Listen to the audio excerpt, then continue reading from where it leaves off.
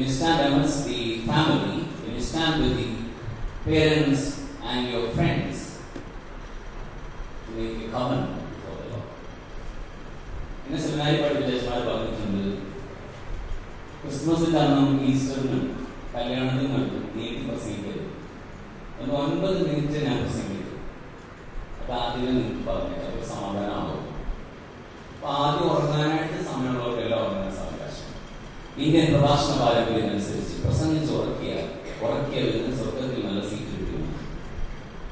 But this to you, Psalm 1:2-8, യഹോവയെ ഭയപ്പെട്ട് അവന്റെ വഴികളിൽ നടക്കുന്ന ഏവനും ഭാഗ്യവാൻ.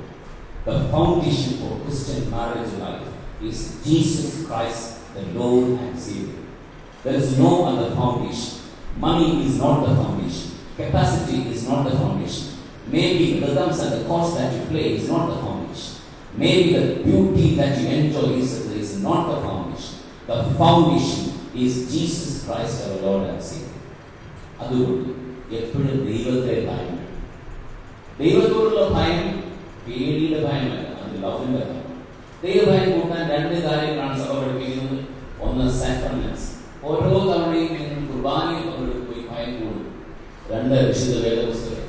ഓരോ തവണയും ഈ വേദപുസ്തകം പഠിക്കുമ്പോഴും ഭയം കൂടും.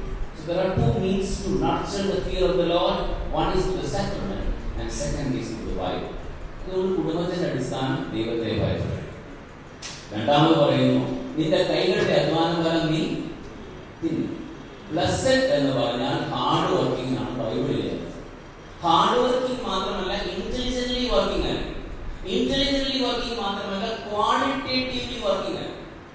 എന്ന് പറഞ്ഞാൽ അപ്പച്ചൻ രാവിലെ പള്ളി പോകുമ്പോൾ അപ്പച്ചന്റെ സംശയം, നീ പള്ളി വരുന്നോട് ചോദിച്ചു, ഭാര്യയ്ക്ക് അനക്കമില്ല. അപ്പച്ചൻ ഫിസിക്സ് പഠിച്ച ആളാണ്. ദൂരേക്ക് നോക്കിയപ്പോൾ ഭാര്യയും താനും തമ്മിലുള്ള അകലം 25 അടി. 5 അടി മുന്നോട്ട് മാറി അപ്പച്ചൻ ചോദിച്ചു, നീ പള്ളി പോകാൻ വരുന്നോ? അമ്മച്ചിക്ക് അനക്കമില്ല. അതാ 15 അടി കഴിഞ്ഞു. അങ്ങനെ കുറെ പ്രാവശ്യം നോക്കി, 5 തവണ നോക്കിയപ്പോൾ 5ാം തവണ അമ്മച്ചിക്ക് ദേഷ്യം വന്നു. മനുഷ്യ, നിങ്ങളോട് ഞാൻ 5 തവണയെ പറഞ്ഞുകൊണ്ടിരിക്കുകയോ പള്ളി വരുന്നില്ലെന്ന്. അപ്പൊ അപ്പച്ചൻ മനസ്സിലായി, തന്റെ കേട്ടിയാണ് പോയത്. നിങ്ങൾ പരസ്പരം കുറ്റപ്പെടുന്നതിന് മുമ്പ് നിങ്ങളെ തന്നെ നോക്കണം. Hard work on yourself that you will be better every day. കല്യാണം കഴിക്കുമ്പോൾ വലിയൊരു ഗുണമുണ്ട്. ഒരിക്കലും ചേരാത്ത 2 പേരെ ദൈവം ചേർത്ത് ചെയ്യാൻ എന്റെ കാര്യമാണ്. 1ാമത്തെ അടി നടക്കുന്നത് വലിയ വിഷയത്തില്ല, പുറത്തിന് വേണ്ടിയാണ്. ഒരാൾ വലിക്കും, മറ്റേ 2ാമത്തെ അടി മധുരമാണ്. ഒരാൾക്ക് മധുരം ഇഷ്ടം, മറ്റേ ചാറും നീ ചാറും. ഒരാൾക്ക് ദേഷ്യം വന്നാൽ 1 മണിക്കൂർ ചെയ്യും, മറ്റേ ദേഷ്യം വന്നാൽ 1 മാസം കൊണ്ട് മനസ്സിലാകാത്ത പോലും.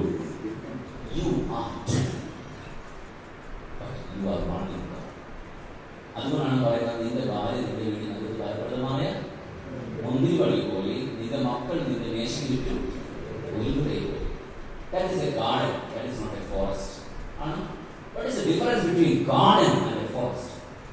In forest anything is permissible. In a garden anything is not permissible. തോന്നുന്നതെല്ലാം പറയാനുള്ള സ്ഥലമല്ല വീട്. തോന്നുന്നതെല്ലാം ചെയ്യാനുള്ള സ്ഥലവുമല്ല വീട്. We are not ruled by instincts and impulses. We are ruled by the Lord. All our instincts that we will think, should I say this word or not? Right? അതുകൊണ്ട് കൊച്ചുങ്ങൾക്ക് മുന്നിൽ ചെയ്യാവുന്നതേ ചെയ്യാവൂ. ശരിയാണോ? പേരന്റിങ് ഓഡിയോ ആണോ video ആണോ? എഴുന്നേറ്റ് പല്ല് തേക്കാൻ താമസം കൂടുതലാണ്. കൊച്ചിനോട് യൂണിഫോം കൊച്ചിടത്തില്ല. പേരന്റിങ് ഓഡിയോ ആണോ? ചെക്കി കൂടാതെ പിള്ളേരെ പഠിപ്പിക്കുന്നത് കണ്ണി കൂടാണ് ആണോ? നിങ്ങൾക്ക് കുഞ്ഞുങ്ങളുണ്ടാകുമ്പോൾ ഒരു ഗാർഡൻ വരും. 3ാമത്തെ കാര്യം കൂടെ പറയട്ടെ, നിങ്ങൾ നിങ്ങളുടെ മക്കളോടെ മാത്രം സന്തോഷിക്കുന്ന ക്രിസ്തീയ ചെയ്യും. അത് യെരൂശലേമിന്റെ നന്മയേക്കാണ്. നിങ്ങൾ ചില വീട്ടിൽ സന്തോഷം. You participate in the mission work. You participate in the people who are lowly than you. There are people who cannot live every day their life. അങ്ങനെയുള്ള കുറച്ച് സന്തോഷമുണ്ട് അല്ലേ? We read after the apostles and read the family of Lydia. Like she was the person who brought the church to her home. നമുക്ക് കിട്ടുന്ന blessings ഇങ്ങനെല്ലാം അനുഭവിച്ചുകൊണ്ട് നമുക്ക് സന്തോഷിക്കാനുള്ളതല്ല. 388 കോടി രൂപയാണ് ഇതുവരെ മാത്രം ഗവൺമെന്റ് അക്കൗണ്ടായിട്ട് കിടക്കുന്നത്. അതുകൊണ്ട് നിങ്ങളുടെ വീട് കുറച്ച് പ്രയോജനമുള്ളതായിരിക്കും. അങ്ങനെയുള്ള കുടുംബത്തിനുള്ളതാണ് രണ്ടുപേരും. അങ്ങനെയുള്ള പാരമ്പര്യമുള്ളതാണ് നിങ്ങളുടെ നോക്കുന്നത്. നിങ്ങളുടെ അപ്പനും അമ്മമാരും സഭയെ സ്നേഹിച്ചു, മറ്റുള്ളവരെ സ്നേഹിച്ചു. ആ മാതൃക നമുക്ക് സന്തോഷമായിട്ട് സ്വീകരിക്കും. അപ്പം വലിയ സന്തോഷമാണ്.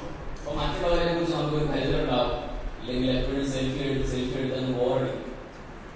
നാട്ടുകാരുടെ കളിയ വളരെ സെൽഫ് സെൻട്രേഡ്. ആൻഡ് ലാസ്റ്റ്, നിങ്ങൾ ദൈവത്തിന്റെ ന്യായസിംഹാസനം പ്രാർത്ഥിക്കുന്നവരാണ്. ഞാൻ നിങ്ങൾ second coming of Jesus Christ, you and I will stand.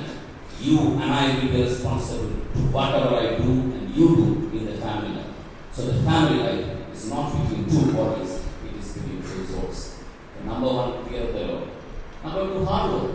Keep on hard working. ഞാൻ ഒരു പുസ്തകം വായിച്ചു, ഫണ്ടമെന്റൽസ് ഓഫ് പ്രീച്ചിങ്. വാങ്ങിച്ചു പേരുകാണെങ്കിൽ ചെന്ന് അവരുടെ അവർക്ക് കാണിക്കുന്നു. അത്യാവശ്യം അറിയത്തില്ല, ബേസിക് ഞാൻ അറിയത്തില്ല, ബേസിക് ഇപ്പോഴും അറിയത്തില്ല. Never think I know myself. Please keep on hard work. Third, your family is a garden, never a forest. എല്ലാ വാക്കും പറയരുത്, എല്ലാ ഇമോഷനും പ്രകടിപ്പിക്കരുത്. ചിലതിനെ സാക്രിഫൈ ചെയ്യും എന്ന് വെച്ചിട്ട് ജീവിക്കാതിരിക്കും. പരസ്പരം ഒരു അല്ലേ ഒന്ന് വർത്തമാനം പറയാതിരിക്കും. ഗാർഡനാണ് അച്ഛൻ പറഞ്ഞ് ഓർക്കുന്നില്ല, നമ്മുടെ ജീവിക്കാൻ. आज मैंने सोचा है तुमको मैं चुनूंगा, आज मैंने सोचा है जिस खुदा के हाथों ने आपको बनाया है उस खुदा के हाथों में आज मैंने चुनूंगा. हिंदी ट्रांसलेट नहीं समझ रहा तो നിന്നെ കാണുന്ന ഇഷ്ടം നിന്നെ ഉണ്ടാക്കിയ സ്നേഹിക്കണം, കാണണം. Fourth point, let your house be a house for others, missionary. ഒരു സഭയുടെ മിഷൻ ഫീൽഡിലൊക്കെ പോയി കാണണം, സുവിശേഷകരെ പങ്കെടുക്കണം. അപ്പോൾ നിങ്ങളൊരു നോക്കിയവർക്ക് അനുഗ്രഹം ഉണ്ടാകും. കുടുംബജീവിതം വലിയ എളുപ്പമുള്ള പരിപാടിയല്ല. ഞാൻ 20 വർഷമായിട്ട് ഇത് ശ്രമിച്ചുകൊണ്ടിരിക്കുകയാണ്. എന്നാൽ it is possible by Jesus Christ. ഓടുകൊണ്ട് ദൈവമായ കർത്താവ് നിങ്ങളെ അനുഗ്രഹിക്കട്ടെ. ഈ മദ്ബഹ നിങ്ങൾക്ക് കാവലായിരിക്കട്ടെ. ഈ വേദപുസ്തകം